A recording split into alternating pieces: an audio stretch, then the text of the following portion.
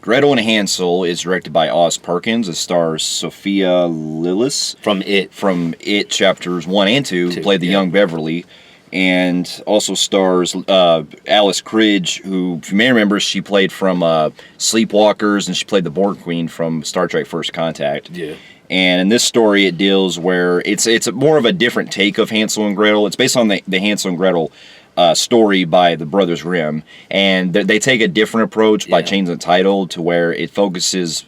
Well, it's more about like Gretel as she's, because the director describes it as the Gretel is, since he's older than Hansel, she wanted it more pretty much like switched around. Yeah, they basically could have just went with a Gretel title instead of Gretel and Hansel. Should have just been called Gretel. Yeah, honestly. But anyways, we've seen this story used from the Brothers Grimm many times, mainly for kids. Yeah, and kid type of vibe movies, but we also had one not too long ago, which was more of a Guy Ritchie kind of approach with Hansel and Gretel, the Witch Hunter, which had Jeremy Renner in it. But this one decided to take a more, which I've been personally waiting for, at the darker approach. The Grimm, the one that's based more in line with the Grimm stories. And if you know the story, it's about, how Hansel and Gretel, they're the kids that go into the forest and they come across and find the witch who's been killing kids and eating them. And she needs food. She needs food to survive. Yeah, she and everything. Eats kids. Witches, that's what they do. That's the general basics. And that's what they take in this one. But they kind of take, as far as I know, they took a different type of spin on it that they wanted to take. And that's hence the title, why they go as Gretel and Hansel, and Hansel, or Gretel and Hedel and Hansel and Gretel instead of Gretel and Hansel. Yeah. So, but anyway, I was looking kind of forward to the trailers to this movie because I like when they kind of bring back these type of folklore movies, and it's good because I'm fascinated with witches and stuff. And speaking of, I want to talk about that real quick. And I was really looking forward to it because, looking back on history, when it comes to classic monsters, witches is the ones that you don't see very much of out of the main monsters. And when you do see them, when you do see them, for the most part, and it's really sporadic. Like, they can go a long time without doing witch movies, but when they do.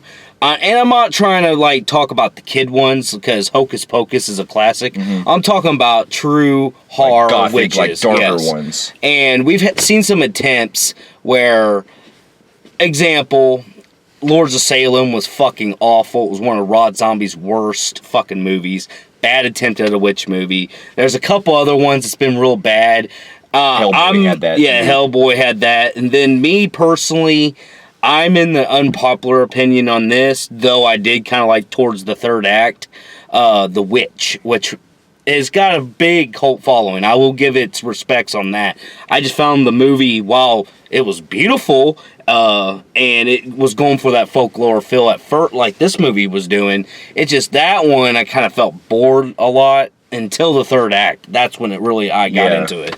But we've seen, for the majority part, on the dark parts of witches, I mean, Hansel and Gretel, Witch Hunters, I will call that more fun comedy, because it was for fun. Yeah, it was more the witches did look badass in that, but I'm just saying it was too Guy Ritchie-ish. Yeah. But I enjoyed the movie. I actually found it very underrated. A lot of people fucking hate that movie, and I just enjoyed it. But as far as horror, I've always wanted to see the witch genre touched more and done fucking right. And when I saw the trailers of this, it looked interesting. I was really wanting to see it. The only downfall was getting towards when it was coming out, whenever I saw the rating of PG-13.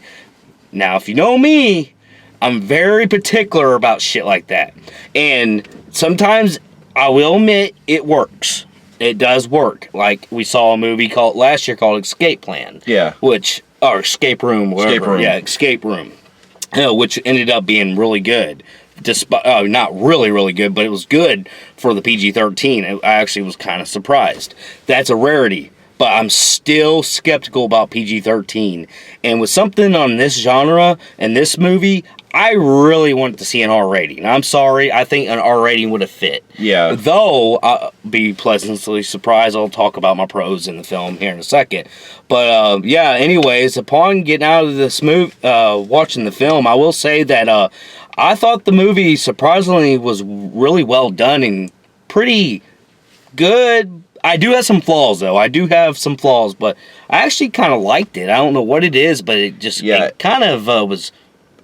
I don't know. It was like one of those films that kind of like very interesting. Yeah, I'm the same way. Like the movie, I was already kind of looking forward to it just to see where it go. But like you were saying, with the whole PG-13, it held back. I figured the movie was going to held back a lot than more what it could have shown. Yeah, and still kind of does. It still kind of does, but I think that also factors in with the type of story that they're trying to tell in this one, because we'll get to it here later, but the way the movie kind of went with it, I actually thought, for a gothic type of feel, it definitely was, a visually compelling movie that I respect. Let me get into my pros on here real quick, and I like to start on one thing.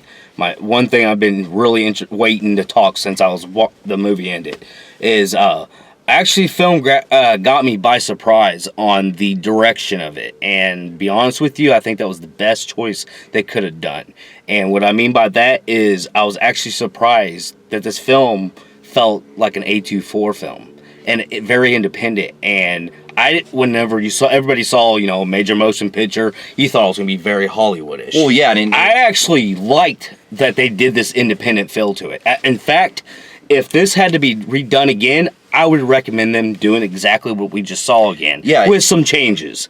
I think that it's, well, to me personally, like, I don't think it's as, like, as far as its story, I don't think it's as much, like, compelling as far as, like, The Witch, in my opinion. But as far as the visual ground that they're going for, it definitely feels like it could be a companion piece with The Witch in that regard. Because both films...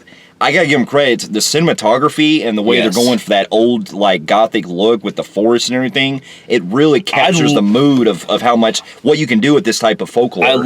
Getting in the visual effects were real stunning in this film.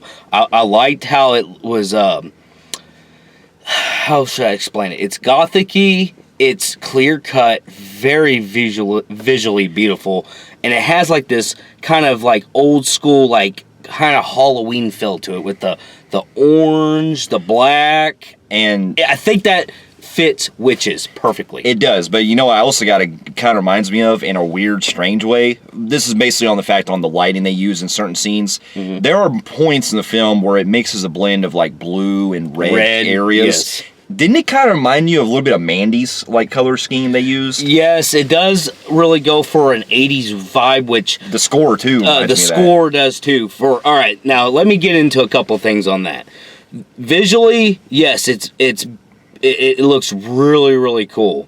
And 95% of the score is fucking haunting as shit. Actually, I love the score in this film. There's a 5%, which I'm talking about maybe one or two different types of scores. And some of the visual effects could really throw you off because it feels like they're paying homage to the 80s, but it doesn't feel like the setting of the film matches that, if you get what I'm saying. Yeah. Which can be kind of weird, but for the most part, it don't really bother me too bad. I loved how they went for that really A24 disturbing scenes that really go through these films that actually pretty fucking creepy. Well, ballsy for a PG-13. Well, and it's funny because the company that made it was Orion Pictures, and they were kind of going for that kind of older type like ground for it. And that's funny because I think Orion gets it when it comes to how these independent A24-ish type horror films are really grabbing people more than just your box office horror. And I think was a good, smart business decision to go that kind of direction. Yeah, and I appreciate that because the movie does the world like they set up in this is very interesting, and the witches, I gotta admit, the main witch, Alice Creed. I love the way that they have the look for her, because what it reminds me of is her fucking like kind of like her old kind of look that she gives. With the rotten teeth. The rotten teeth. It reminded me of cross between like a female version of Count Orlok from Nosferatu, with the way that she's got that black thing on, her kind of fingernails and stuff. You know. Yeah. And I will say this: they went for an authentic witch look in this film. Her, not only is she still the show as the witch, because she was probably the best part of the movie. She was. Her performance was fucking amazing. The way she looked was really fucking creepy. And there's actually a cool scene in the background that actually looks like the authentic witch look.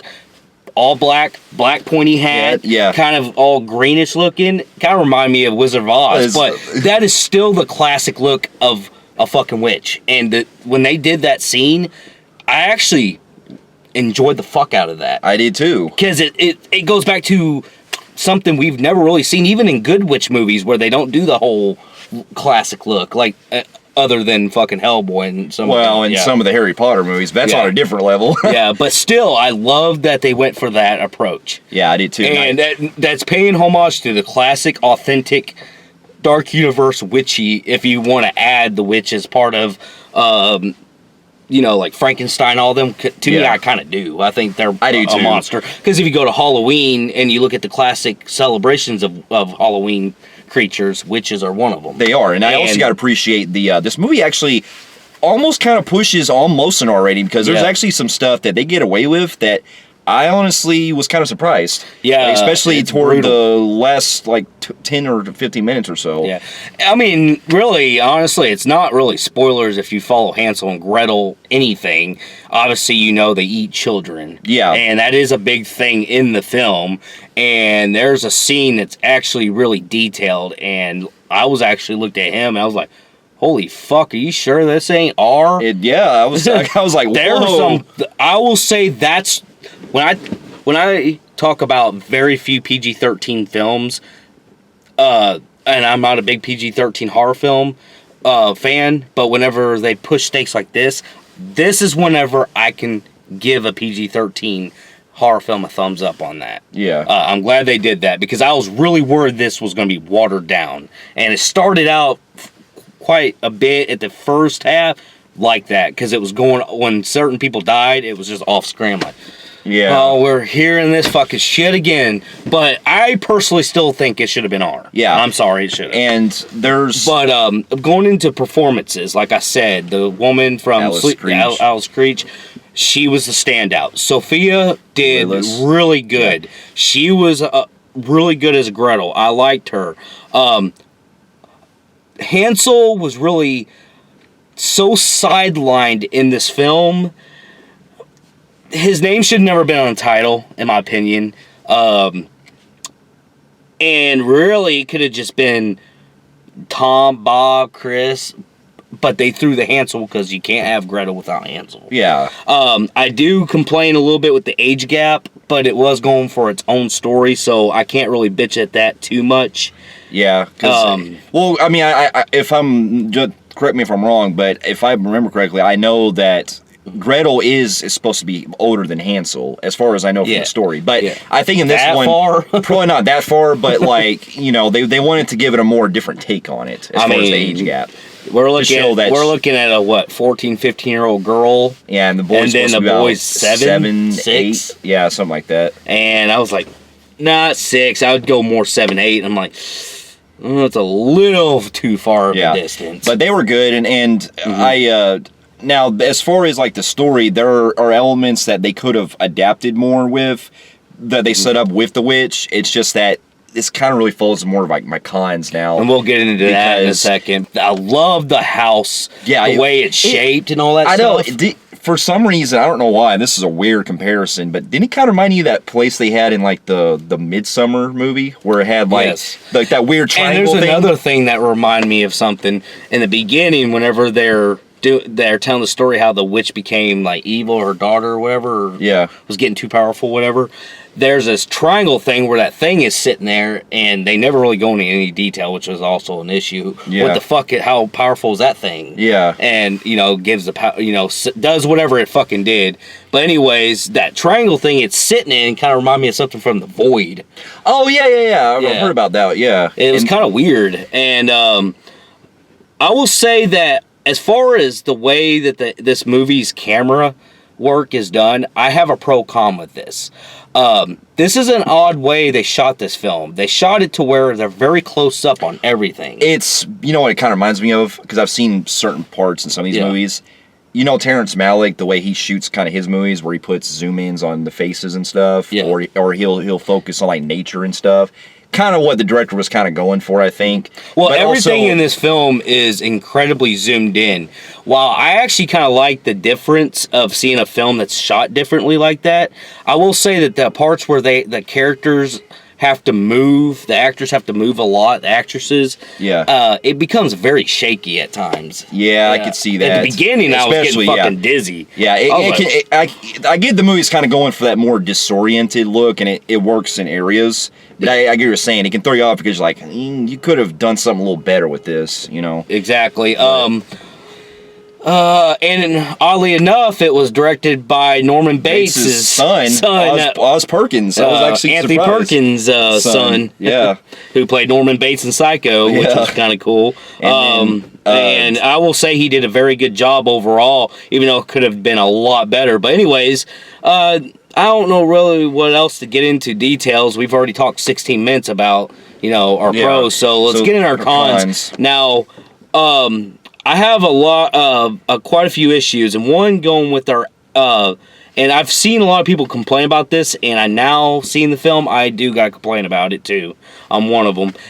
There was a lot of fucking different accents in this film. Yeah, it's weird because Scottish, a British, American, I think Irish, maybe.